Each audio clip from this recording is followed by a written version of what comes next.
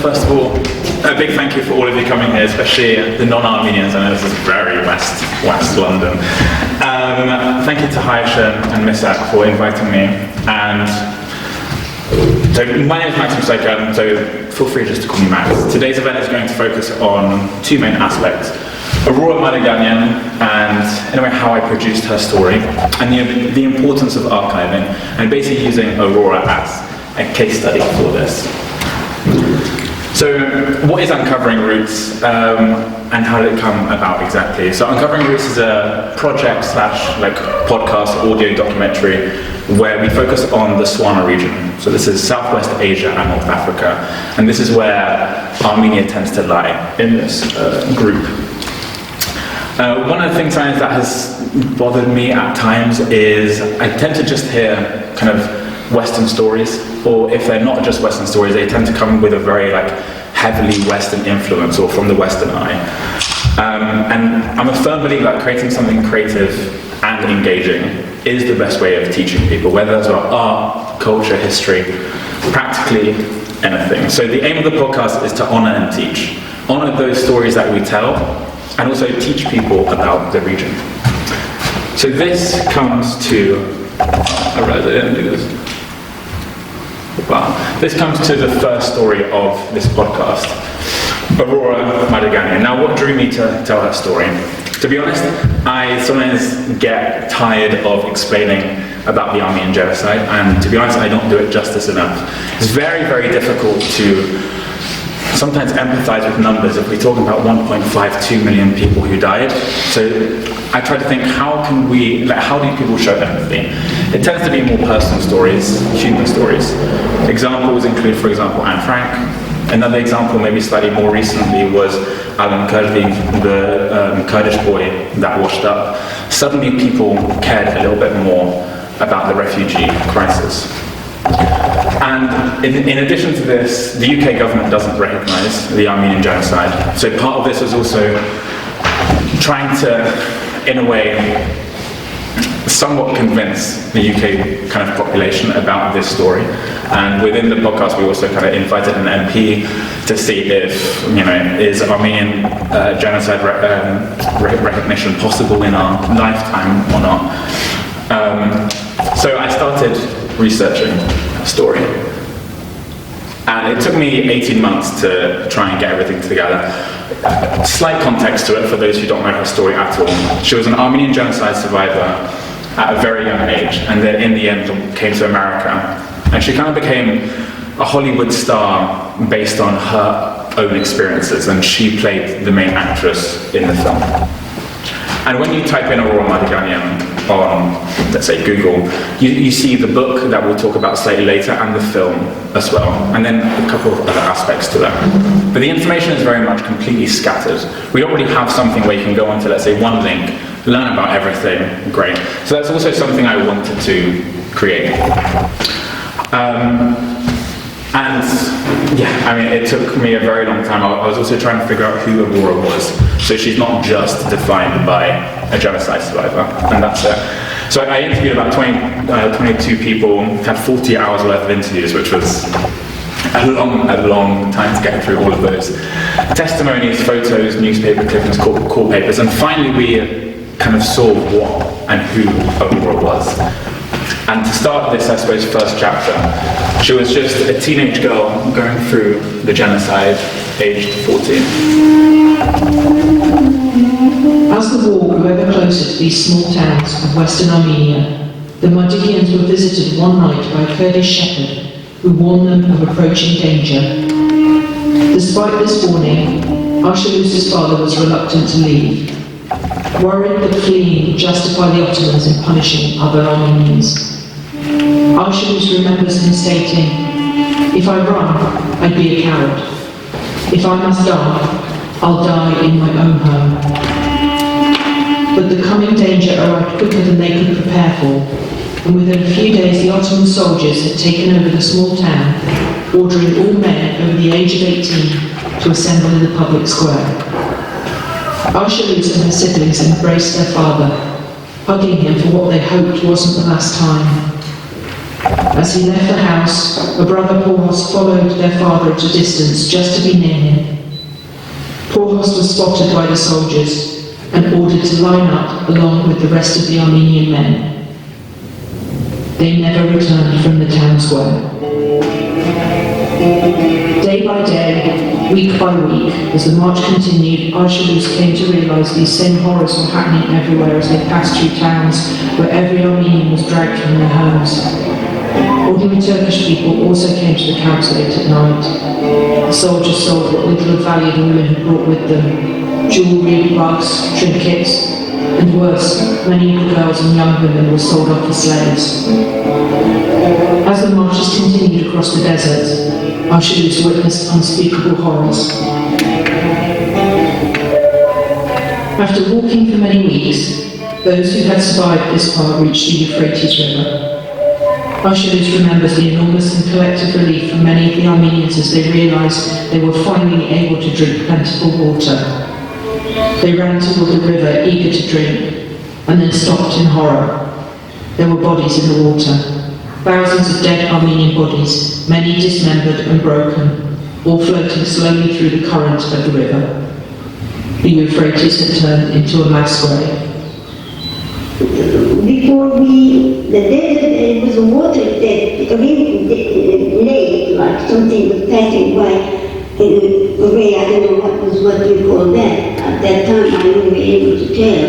But it was with water, and the bodies were coming right into that water. They were floating in the water? And they were arms, and they were head cut off, and the legs Parts of bodies. Parts of the bodies, all the Armenians, they were from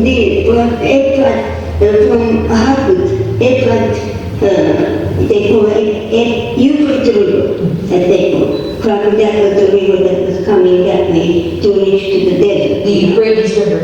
Yeah, what time? Euphrates River? Yeah, Euphrates. Euphrates River. We call it the English Euphrates.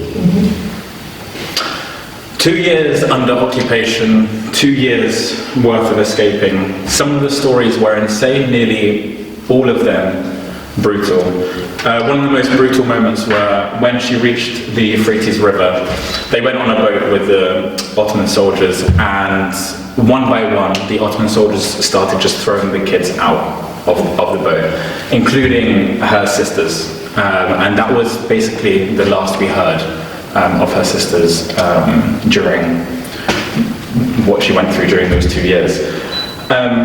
It's very difficult trying to find this kind of middle ground between kind of showing the brutality of the genocide, but at the same time not traumatizing the audience's mind too much.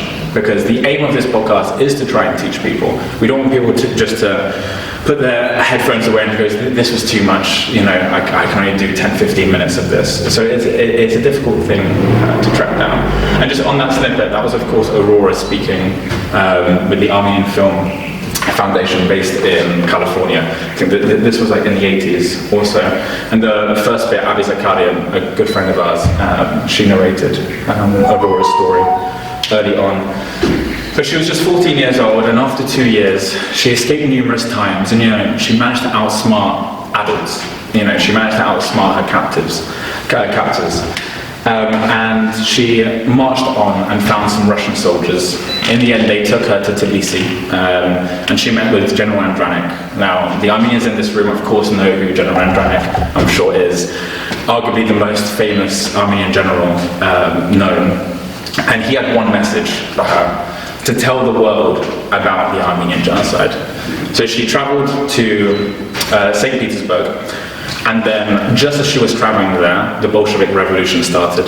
So it took her 2 months to try and actually get out of that, and then in the end managed to go to Oslo, and then finally to New York.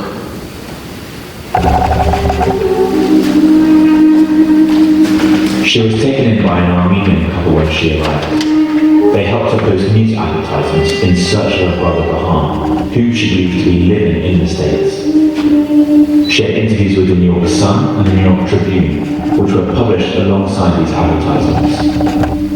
Her story piqued the interest of writer Henry Layford Gates. Henry and his wife Eleanor soon became her legal guardians. After becoming her legal guardians, they changed her name to a more anglicized version, Aurora Mardigian.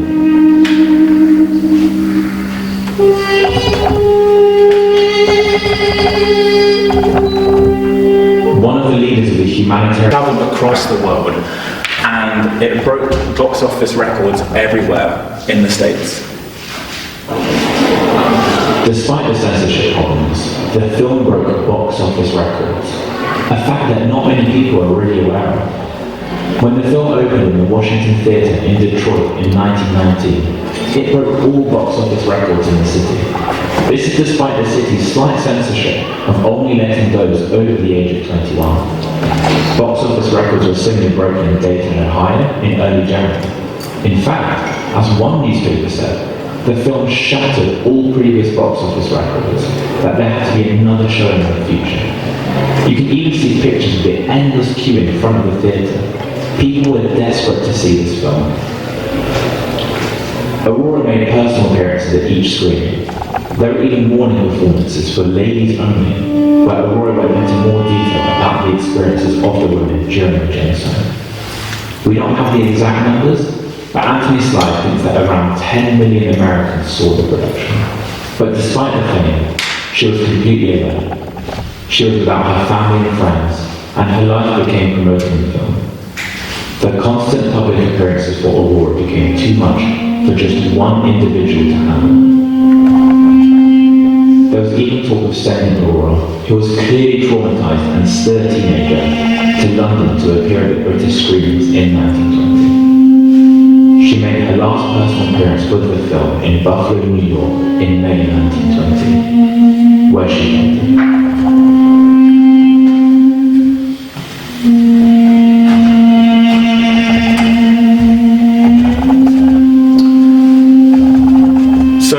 As I said, the film did exceptionally well. It travelled everywhere, from Japan, Australia, South America. It went through quite a few countries there.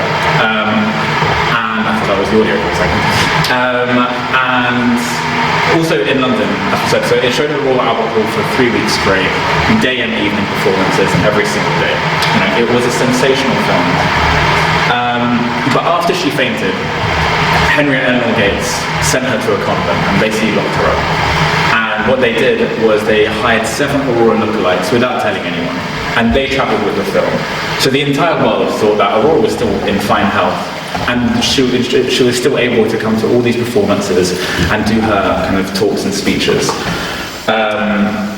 So Aurora went through kind of one last escape. She climbed the gates of the convent and ran and went to New York and met with her good friend who was relatively high up in the Near East Relief organization. This organization basically helped fund the film, but also helped Aurora a lot when she first arrived to the States. And she was also in shock. She had no idea, so not even Near East Relief knew about these lookalikes at all. And this is where suddenly we see Aurora kind of get a bit more empowered with this. And in a way, this is a little bit of chapter 3 where we actually figure out who Aurora was as a person. And this is also where we kind of dig into the archives a tiny bit more. She decides to sue her guardian. She decides to sue Eleanor Gates. As we can see by the title, Armenian refugee got $15 a week at start of film play. Again, also good in the sense of confirming that the $15 a week was very much true fact. Girl says Guardian saved only $195 of $7,000 paid for production, aka she was owed $7,000 and she was only given $195. Also with the $15 a week, just to put it into context in terms of how much that was, it was to actually pay for a ticket for some of those cinemas. It was pretty expensive. It was $10 a ticket, which is, I'd say, quite expensive even now, a tiny bit. We'd probably choose like a Barbican Monday to, have a fiver. So yeah, this $15 was practically nothing.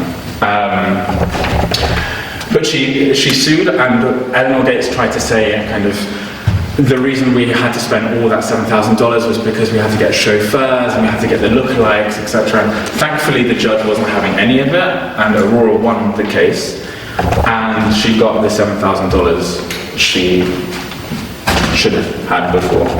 And then I wanted to do some more digging. I was like, if there's court proceedings, it tends to mean that there's also some more kind of archives out there, which isn't just newspaper clippings. So then I found this, and this is basically again confirmation that Eleanor Gates was the guardian of Aurora. I kept on digging, and I managed to find this, and these were more court proceedings back in August 1920.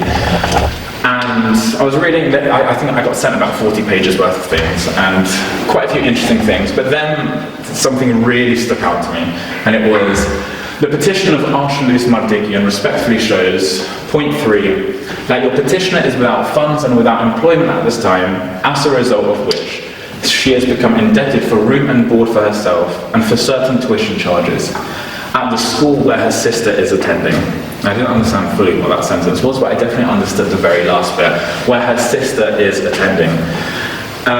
In the book, we see basically her sisters perishing when they got thrown off the board, as I mentioned earlier. With the Armenian Film Foundation, she doesn't mention her sisters, and the friends I spoke to also really didn't mention her sisters. There's also one more archive at the Zorian Institute in Canada. They also did a testimony with her. Sadly, I can't access the archive. You have to be in Canada and also have special permission. But a friend she got married in 1929 with Martin Havanyan, and they had a son 2 years later.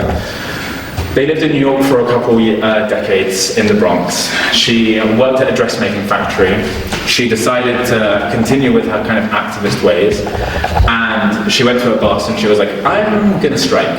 I'm not getting paid enough. This is not right. It worked. She managed to get paid more, and she actually helped start one of the first unions in America as well. So, she kept on having this kind of determination in her, which was just amazing.